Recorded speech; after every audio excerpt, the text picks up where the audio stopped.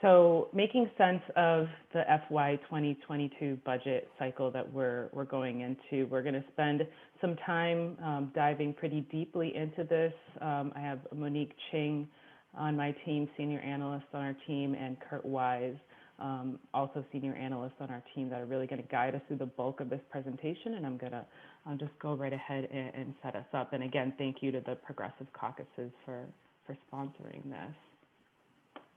You can go to the next slide, Monique. So just a little bit about MassBudget for those that may not be as familiar with us. So we're a leading think tank focused on advancing equitable policy solutions that create an inclusive and thriving Commonwealth. And we do this through our research, through our advocacy, through communications, through work with partners. We focus on the state budget. We also focus on the revenue side of the state budget that really powers the investments that we make, and also focus on economic policies to really bring economic security to everybody here in the Commonwealth. Next slide. And, just to place us in, why the state budget matters, which I'm sure you all understand the immensity of the state budget. It's, as Rep. Lewis, upwards of $40 billion per year that goes to really achieving goals, whether it's achieving racial equity, health equity in the Commonwealth, social justice, economic security for folks. The state budget is really a moral document and a set of choices that we make in order to reach these goals collectively.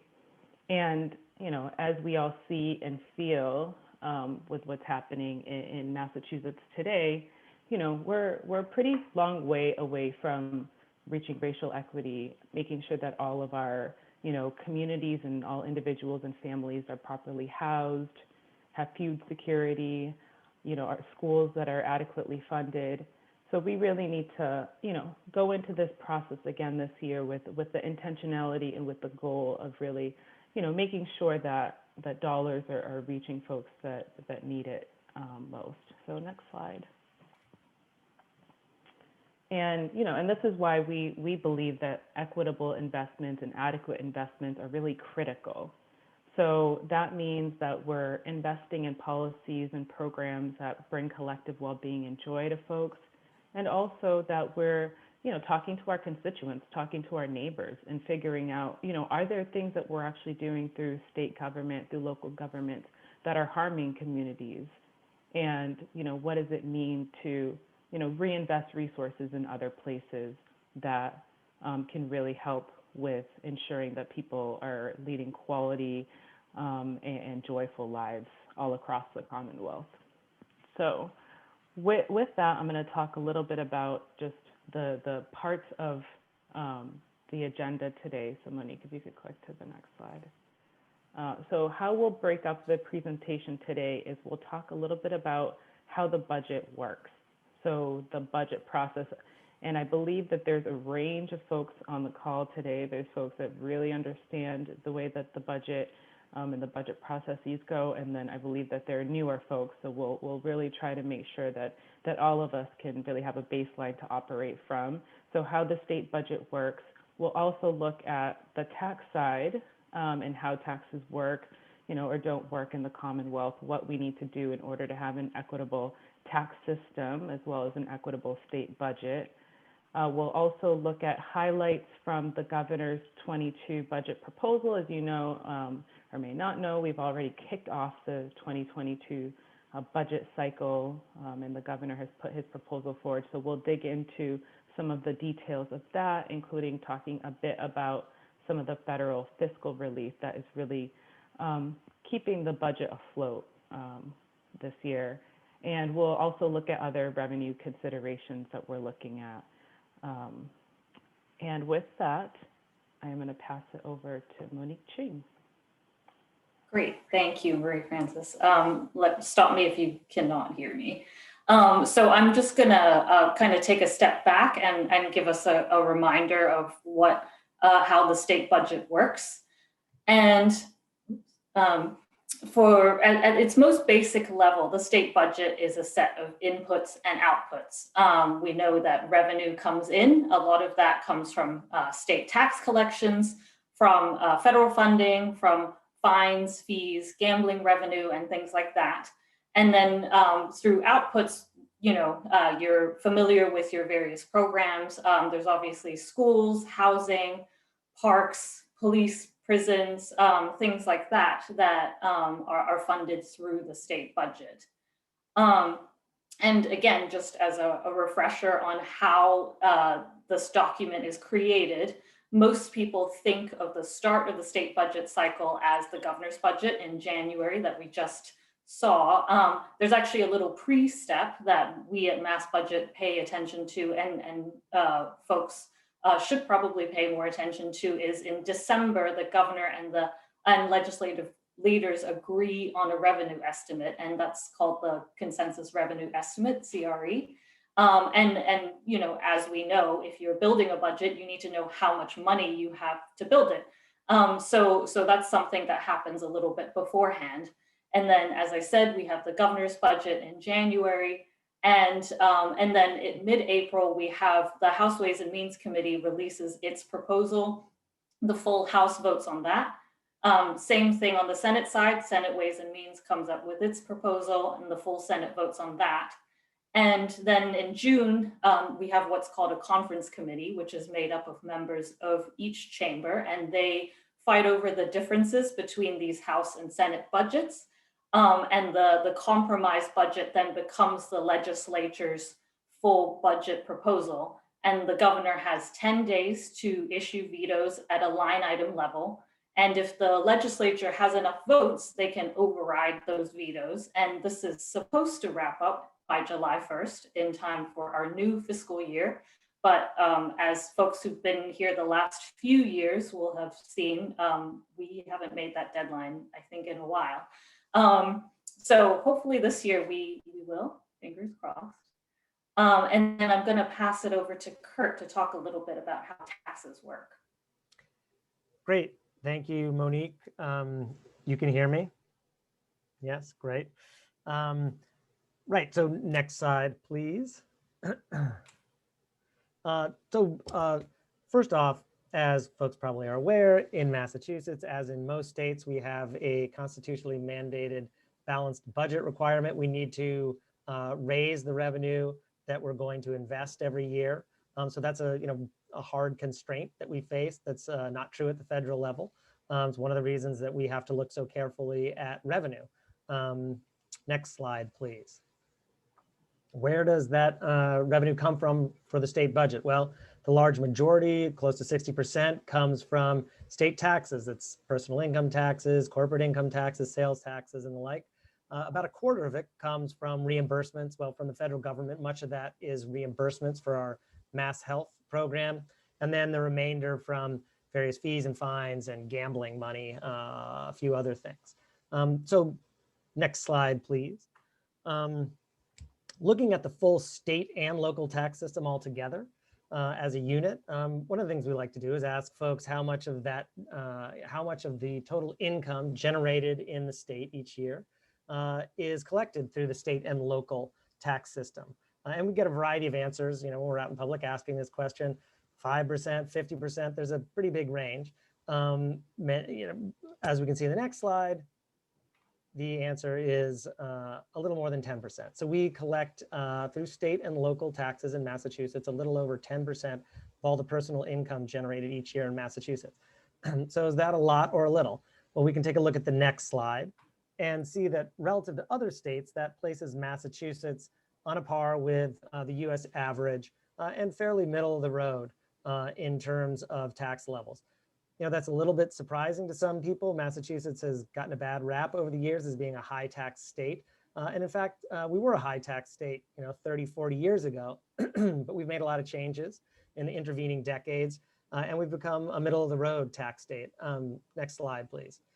You can see that Massachusetts in the last 40 years has cut state and local taxes as a share of total personal income by more than almost any other state, 26%.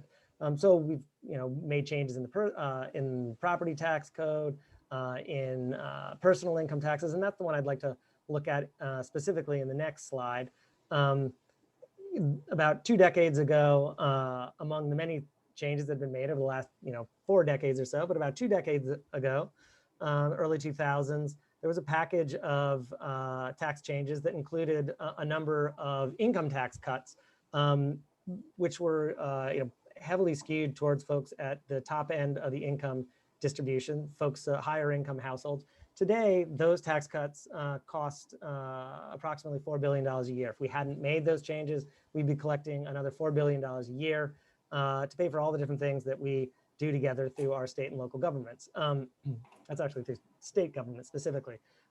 So it's worth bearing in mind that the choices that we make relative to our tax policy have real implications for our budget and our ability to make the kinds of investments that we want to. I think that I turn it back over to Monique at this point. Oh no, one more slide, very important slide. I want to draw people's attention to this, that these state and local tax system in Massachusetts, as is the case in most states around the country, is what we call upside down. You can look over on the left-hand side.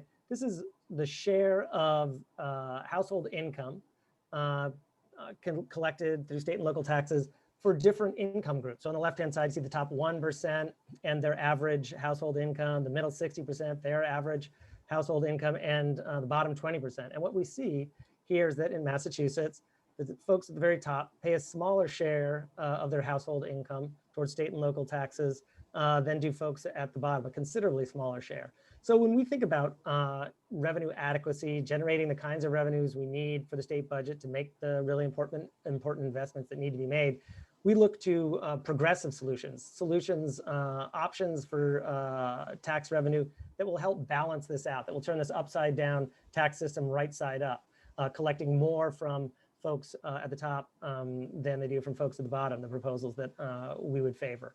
So bearing that in mind, take the next slide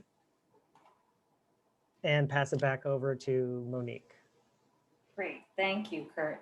And so we aren't going to dig so deeply. We don't have enough time to dig into the whole governor's budget proposal for FY22, but we'll look at a few highlights together. Zooming out and looking at the big picture, we are still in the middle of a once-in-a-lifetime crisis, and people are continuing to suffer, as we're seeing every day. And so this is not the time for our state to hold back on funding for public services that people really need at this time. And the big takeaway from the governor's budget is that it relies heavily on federal relief to meet a lot of ongoing needs. And we'll see later that this is a good example of this is in housing, where a lot of federal funding is sort of seen as filling this gap. And while it's great that we have federal funding to help fill gaps, these are short-term funding sources that will leave us with gaps in the future, and there currently are no plans to fill those holes that we will continue to see. And a big picture kind of look at our at the spending amounts.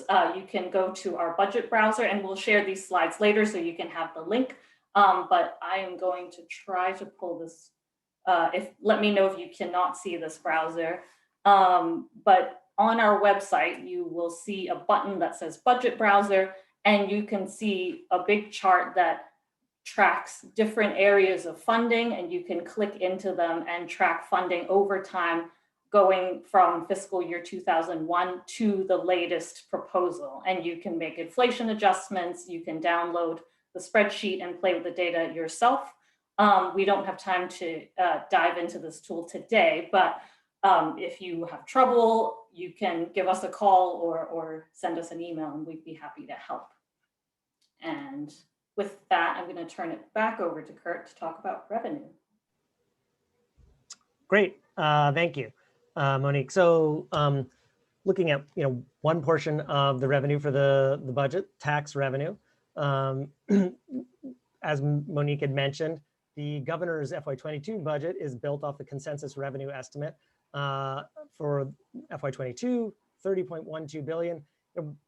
6 to 8 months ago, there were many of us who were looking at economic conditions, at skyrocketing unemployment rates, expecting that we could have revenues for FY22 that looked more like $25 billion. which would have been catastrophic, right? That would have been an absolute disaster. We have something that's significantly better, 30.12 billion. But that's allowed for by using rainy day funds, as we'll look at in a moment, some other changes to limit the kinds of cuts that would otherwise, would have been necessary had we seen those kinds of really drastic revenue shortfalls. But it's worth bearing in mind that even this consensus revenue estimate basis point, base point for building the FY22 budget is well below where we would have expected to be at this point. We're not for the pandemic. The FY21 budget proposal the governor released a year ago was actually $1 billion higher for the current fiscal year than we're now anticipating for the coming fiscal year.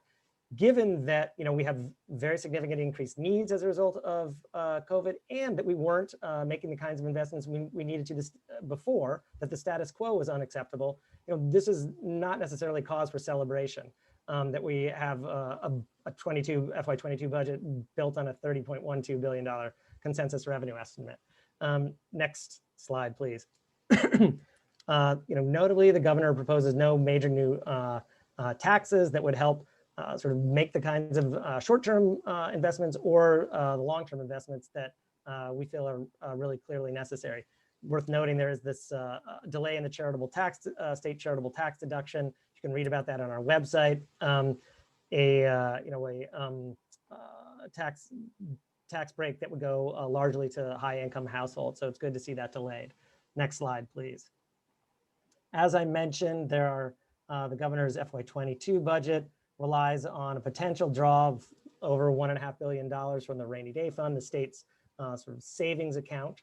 The FY21 budget also is built on the potential for a drawdown of a still larger amount, 1.7 billion from the rainy day fund. It is a crisis right now. It is appropriate to avoid cuts by drawing on the rainy day fund. At the same time, these funds are one-time funds. They're not going to be available in the future. And many of the needs that the Commonwealth has are ongoing and growing. So while this can provide short-term solutions, it is not a long-term fix to the challenges that we face in the Commonwealth. Next slide, please. Turning to the non-tax revenue side, we're pulling in something over $12 billion a year from the federal government, primarily for the mass health system. That includes a bump in the match amount, the reimbursement rate due to COVID. That the federal government provide a bump up in that rate, which is great, very helpful. And it allows a little more flexibility in the rest of the budget, we think to the tune of about $100 million through the fungibility of dollars to allow us to spend things on needs outside of the mass health program. Next slide. Finally, on the non-tax revenue side, there's a lot of money coming in from the federal government, but much of it is for individuals and businesses, not so much of that total 68 billion going to state and local governments. Good news is that it does appear that the newest COVID relief package, the American Rescue Plan, looks like over $8 billion might be coming to the Commonwealth through that plan, splits more or less evenly between the state and local governments. And again, that's very helpful at this time, and it's one-time money and doesn't address the long-term and ongoing needs of the Commonwealth. Turning it back to Monique now. Great, thank you, Kurt. And I'm gonna highlight a few key areas of the governor's budget that are good to pay attention to. So firstly, early education. Governor Baker proposes cutting childcare funding by about $77 million. That's about 9%. Again, federal funding could close some of these gaps, but we know that early education providers have been suffering, and as of last summer, had lost up to $250 million per month in private tuition during the shutdown. And again, early education is obviously a key piece to helping our folks get back to work.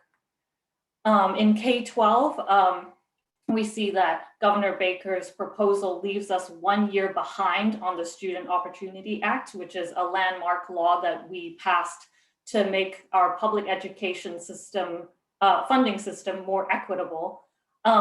Although Baker's proposal does count more students as low income, which is a positive thing. It helps schools get the funding they need to provide kids with a good education. One thing to note is that the governor's budget uses October 2020 school enrollment numbers, which is typical, but because of the unpredictability and all the events of COVID, a lot of those numbers may not represent the number of children we have in schools in FY22. And we estimate that that decline was by about 31,000 kids.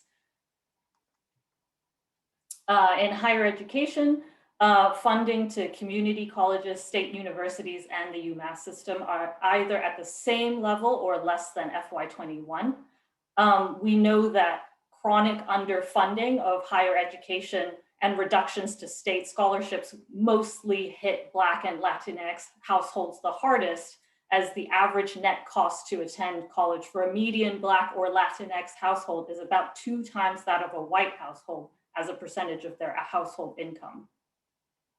In housing, as I mentioned before, the governor relies heavily on federal funding for housing. And that's risky because it's unclear how much support we will get exactly and for how long. And let's not forget, we had a housing crisis even before COVID. So I guess it's a question for you whether we want to go back to how things were the way before or to make things better. And the federal eviction moratorium, thankfully, was extended through March, but we know that many are still getting forced out of their homes and people don't know that they're protected. And by early January, 1.5 million Massachusetts adults reported they're having at least some difficulty paying for usual household expenses like rent or utilities. And in Mass Health, again, as Kurt mentioned, caseload numbers have risen during the pandemic and probably will stay fairly high, but thankfully people will not lose their coverage as long as the public health emergency is in place. And also thankfully, the federal government is helping cover some of these costs. So that is a great thing. And the point that we're trying to make with all these highlights is that a better budget is possible. And I'm gonna, again, turn it back over to Kurt to talk about some of the ways to generate the revenue so that we can have that. Great, thanks, Monique. So yes, there are many options for generating additional progressive revenue. There are papers on our website that outline many of those options. I'll just note a few of them here, highlight a few of them. First, restoring the tax rate on corporate profits. As recently as 10 years ago, we taxed corporate profits at a rate of 9.5%. Today, changes were made. We now tax it at 8.0%. Restoring that rate is one way to raise significant additional progressive revenue. We could, second option, recouple to a federal provision that helps identify multinational profits generated here in the United States that have been shifted to overseas tax havens as a way to avoid US taxes. Massachusetts, we chose to decouple from that federal provision. And as a consequence, we lose out on hundreds of millions of dollars in tax revenue from multinational corporations that are operating here in Massachusetts, but choosing to engage in elaborate tax accounting and tax avoidance schemes to avoid paying taxes on some of that income. And finally, we could increase the tax rate applied to what's called unearned income, income generated on capital gains, dividends, and interest, as separate from wage and salary income. All of that income, all kinds of income currently, personal income, are taxed at a flat 5% rate in Massachusetts. We could raise that rate on unearned income, leaving wage and salary income untouched, and generate very significant additional progressive revenue from that, totaling altogether these three in the neighborhood of $2.5 billion or more. Next slide, please. I also want to remind folks of the Fair Share Amendment, or the millionaire's tax, a ballot initiative that's moving through a 4-year process. This proposal would place a 4% surtax on taxable income above $1 million, raised in the neighborhood of $2 billion a year in highly progressive revenue. And assuming that the process moves forward as expected, voters would be able to approve or reject this ballot initiative in November of 2022. There has been polling consistently throughout and very recently that shows there's very broad support for this kind of progressive revenue. So that's something that we're heartened by. Lastly, before leaving, we just want to flag for folks an issue that's sort of moving presently. It's kind of complicated aspect of the tax code, but in short, there is a proposal to introduce a new tax break into the personal income tax code that would cost something on the order of $165 million a year, one-time loss. And it would create a double dip tax break for certain profitable corporations. This is a tax break that would only go to businesses that are turning a profit right now. It would not be focused on those businesses that are actually struggling and losing money right now. Additionally, it's a tax break that, due to the distribution of ownership of small businesses, would be, go largely to higher income and white households. So this is something that we've been trying to draw people's attention to. We've put out a statement that you can see on our website. There's a suggestion that the money that the businesses are getting from the federal government is being taxed at the state level. And so this change needs to be made to avoid having that money be taxed. In fact, that money is not being taxed at the state or federal level. So it's really a creation of a new tax break, not preventing taxation of this PPP loan money. To learn more of the details, please visit our website for that state. But I'm going to turn it back over to Marie Francis now to close us out. Great, thank you all. We hope that that was helpful. As Monique and Kurt laid out, a healthy budget is really essential to our well-being here in the Commonwealth, and to getting through this pandemic and through the multiple other economic and racial justice crises that we're in. So we really invite all of your questions. We invite you to always reach out to us if you have questions that come up for you as you're doing your work on the state budget and other related policies. We also we'll be sending out these materials just so everybody knows. We definitely have emails of all of the legislators, but I'm not sure if we have emails for all of staff, so we'll have to figure out how to make sure we get these materials to everybody on the call. And we also ask you if you could take a minute to submit any feedback. We will put the link to just a quick, short feedback form so that we can continuously just get better at sharing out this information and being as helpful as we can with it. And last slide that I just want to leave you all with is, since we're all boxes, I'll share more boxes of us on the side there. But it's great to put a name to a face. So these are the folks on our budget team, and really encourage you to reach out to any of us with your questions. I know there were some questions in the chat, some of which I think got answered, but please do feel free to add any additional questions on the chat. We're going to stop the recording, or just feel free to take yourselves off of mute as well.